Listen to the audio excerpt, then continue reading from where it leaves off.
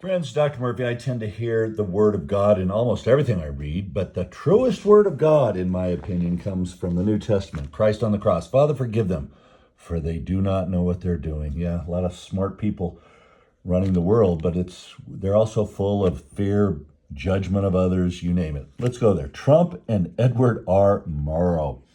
How the press misses everything interesting about the Trump phenomenon. The presidency has become a Trump card.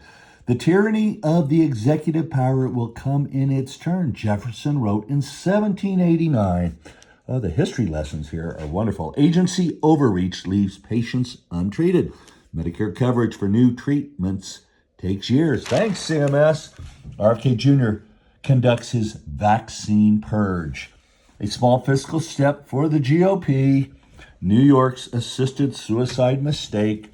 Sending the troops for real. When local police can't restore order, the federal government has a duty to do so with a show of force. The LA riots hand Republicans a political edge. Trump is overreaching in his deportation efforts, but voters will care more about the violence in the streets. Ukraine's drone attack points to a U.S. vulnerability.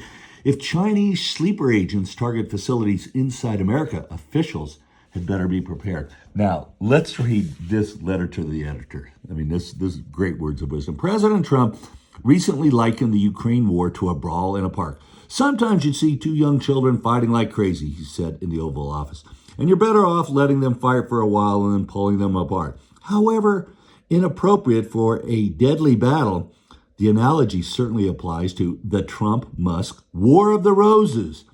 Such pettiness from both men is setting a horrific example for our nation's young people. Worse, it gives Democrats a crutch to walk into the midterms. And more dangerous still, it weakens our country's image before enemies and allies. Now, my advice, shake hands and then pray for short memories, boys.